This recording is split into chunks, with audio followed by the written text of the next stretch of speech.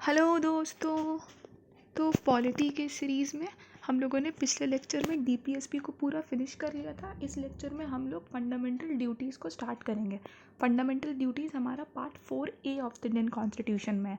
Part 4A में मतलब मैंने आपको बताया था ना, जब भी कोई कैपिटल लेटर A या B या C ऐसा करके कुछ आ जाए तो समझ जाइए कि वो किसी अमेंडमेंट के थ्रू लाया गया है।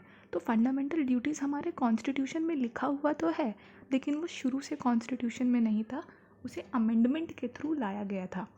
ठीक है, तो इसे अमेंडमेंट के थ्रू लाया गया था।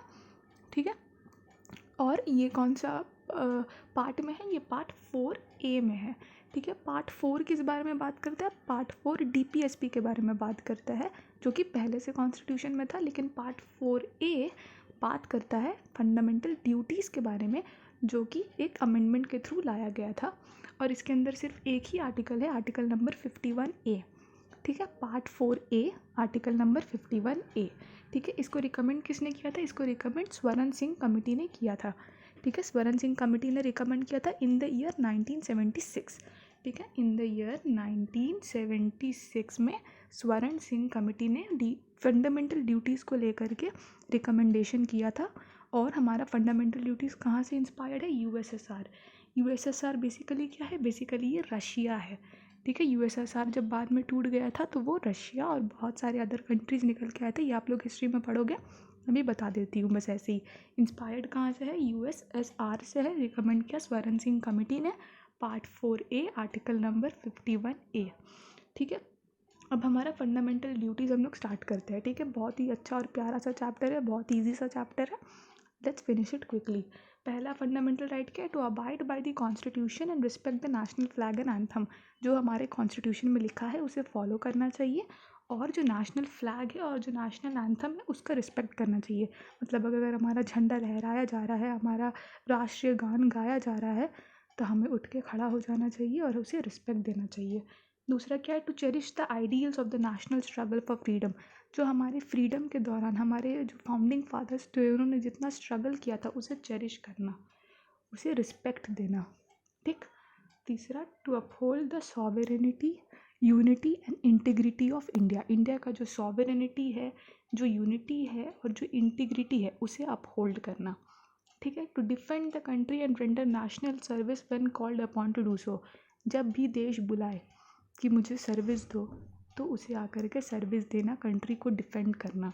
ठीक है, तो defend country and render national service when called upon to do सो। ये तो मतलब राष्ट्रीय भावना है। अगर मतलब ये कोई आपको नहीं भी बताएगा तब भी हम सभी चले जाएंगे देश के लिए कुर्बान होने के लिए, है ना। ये वो है।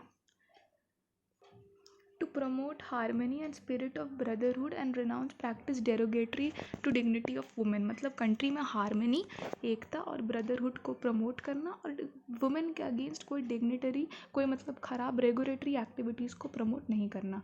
फिर क्या बोल रहा है? Number 6, to preserve the rich heritage of composite culture. जो हमारा रिच हेरिटेज है, टेम्पल है, आर्किटेक्चर है, उन सबको प्रिजर्व करना और उनको प्रोटेक्ट करना।